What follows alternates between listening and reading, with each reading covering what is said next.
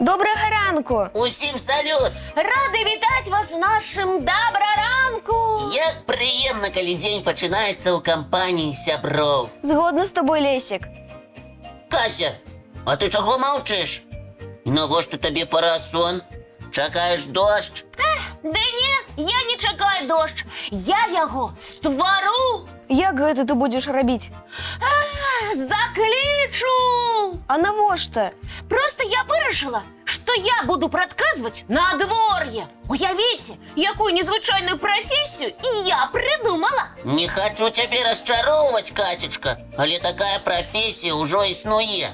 Якая? Прадказальнік надвор'я? Яна называецца метэаролаг. І сёння, між іншым, святкуецца дзень метэаролага. А ці ўсе ведаюць, хто такія метэаролагі? Гэта вучоныя даследчыкі, якія вывучаюць усё, што адбываецца ў нашай атмасферы. Уявіце, іх працу можна параўнаць з працай дэтэктываў. А мне здаецца, што людзі гэтай прафесіі сапраўдныя чараўнікі. І мне таксама. Крышачку не так, але ў прадказанні надвор'я ёсць штосьці цудоўнае. Во-во! Я ўвогуле не разумею, як метэаролагі прадказваюць надвор'е. І з дапамогай чаго? Гэты працэс вельмі складаны. Ёсць спецыяльныя станцыі, якія вымяраюць тэмпературу, хуткасць ветру і колькасць ападкаў. Як цікава і даволі адказна. Вельмі. Галоўнае, метэаролагі назіраюць за вятрамі і хмарамі, якія рухаюцца да нас. Менавіта таму за некалькі дзён магчыма даведацца, у які час, напрыклад, пойдзе дождж. А калі метэаролагі такія разумныя, тады чаму прагноз часам хлусіць? Атмасфера вельмі складаная сістэма, якая вельмі хутка мяняецца. Які моцным не быў бы камп'ютар, маленькая памылка ўсё роўна можа з'явіцца.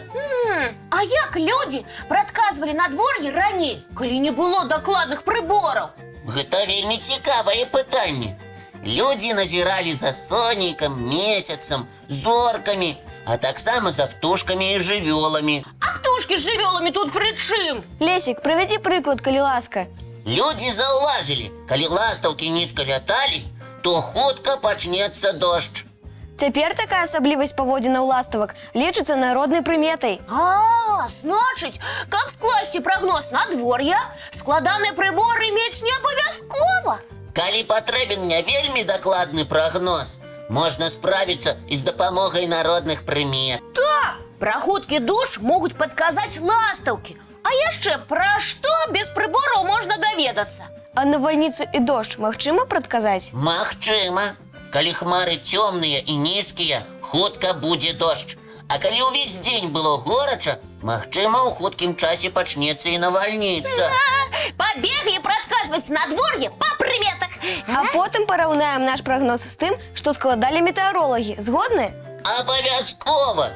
Толькі давайце праверым усе прыметы пасля нашай праграмы. А зараз самы час паглядзець цікавы мультфільм.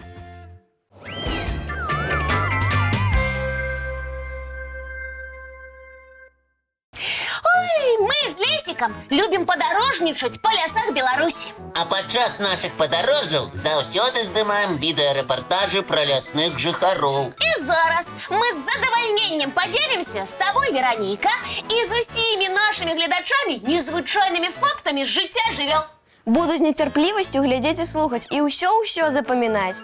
Сябры, уладкоўвайцеся зручней, бо зараз вас чакае шмат цікавага.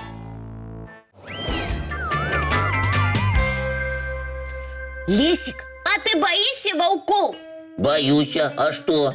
Дзесьці побач воўк? Да не, я проста заўважыла, што іх усе баяцца. І гэта правільна. Воўк драпежнік, ён палюе на розных жывёл. Гэта я ведаю, але я ўвогуле не магу зразумець. Ваўкоў усе баяцца, але ў іх такія прыгожыя ваўчаняты. Цікавую тэму ты закранула, Кася. Вось я шмат чаго ведаю пра ваўчанят. Напрыклад, што? Па-першае, тое, што ваўчаняты нараджаюцца сляпымі і глухімі, як і многія жывёлы. І ў першыя тыдні жыцця яны цалкам залежаць ад маці. Але тут жа хочацца і адзначыць, што ваўчаняты хутка растуць. Ужо праз некалькі тыдняў яны пачынаюць даследаваць наваколле, а да 6 месяцаў дасягаюць амаль дарослага памеру. А таксама, Кася, за ваўчанятамі даглядае ўся зграя. Старэйшыя браты і сёстры дапамагаюць карміць, ахоўваць і вучыць малых. Але ўсё-такі ваўчаняты, гэта хоць і ваўкі, але маленькія. Менавіта таму ім вельмі падабаецца гуляць. Але не ў простыя гульні, а ў сапраўднае паляванне. Гэтыя маленькія жывёлы і ўвогуле любяць бегаць, скакаць, куляцца, вывучаць розныя прадметы, што знаходзяцца вакол. А яшчэ, Лесік, я ведаю, што ваўчаняты вельмі дапытлівыя. Так, Кася, гэта характэрна для многіх малых. Ведаю, але вельмі цікава назіраць за тым, як ваўчаняты даследуюць наваколле. Але адзначым, што гэта не толькі гульня.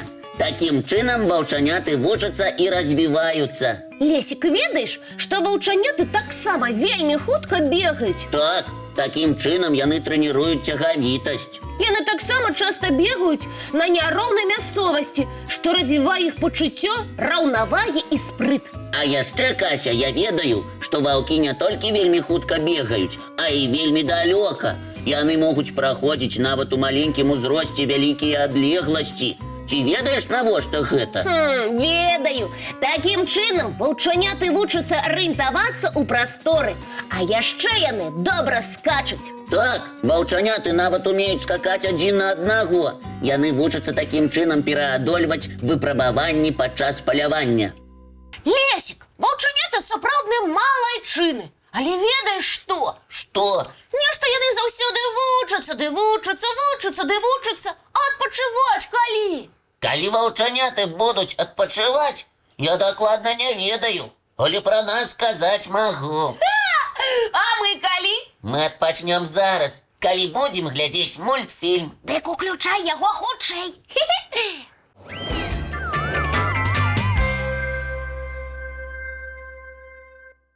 Цікавы быў мульцік. О, вельмі! А пакуль вы яго глядзелі, я ўжо прыдумала сабе новую прафесію. Кася, ізноў? І якую на гэты раз? Я буду ствараць фігуркі з пластыліну. Цікава, я з табой. У цябе ёсць пластылін? Дык вось ён!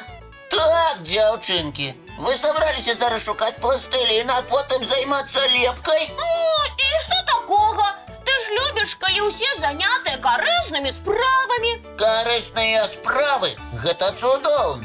Але зараз наша агульная карысная справа – весці добраранак. Веранічка, давай зоймемся лепкай трошкі пазней. А зараз будзем дапамагаць Лесіку весці праграму.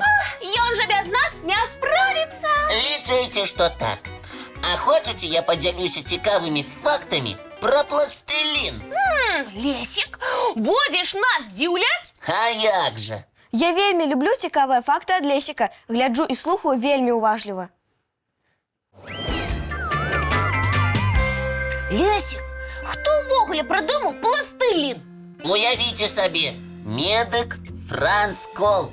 Менавіта ён стварыў масу пад назвай пластылін. І хто яе першы пратэсціраваў? Уильям Харбат, настаўнік мастацтва. А калі дакладней, яго дзеці. Яны стварылі з мяккай масы многа розных фігурак. І гэты працэс вельмі спадабаўся дзецям. Вядома, з пластыліну было лёгка і зручна ляпіць. А раней з чаго фігуры стваралі? З гліны, але яны хутка высыхалі і трэскаліся. Не вельмі прыемна, калі ты папрацаваў, зляпіў штосьці з гліны, а яно раз і патрэскалася. Ну так, зусім іншая справа з пластылінам. Між іншым, існуе класічны пластылін. Ён добра трымае форму, але часам засыхае і з яго цяжка ляпіць. А яшчэ які ёсць? Мяккі. Ён лепіцца адразу, без размінання. Такі матэрыял вельмі падабаецца самым маленькім дзецям. А я чула, што існуе пластылін падобны на зефір. Гэта праўда? Праўда. Яго так і называюць – зефірны або паветраны пластылін. Ляпіць з яго лёгка і прыемна. А потым, калі пакінуць фігуркі на паветры, яны за 2 гадзіны зацвярдзеюць і стануць трывалымі. Сапраўды цуд. А яшчэ існуе столькі відаў пластыліну. Так, сябры, людзі імкнуліся зрабіць гэты матэрыял усё лепшым і лепшым. І мне здаецца, у іх гэта атрымалася. Згодны. Так, я сёння злеплю фігуркі маленькіх зайчыкаў. Касі і Лесіка? А чаму не? Вырашана, ляплю Касю і Лесіка. Дакладныя копіі. А я зляплю. Можа, таксама зайчанят? Ці не? Лепшым... Вы пакуль абмяркоўваеце, а мы з сябрамі паглядзім цікавы мультфільм. Вераніка, мяне ляпі.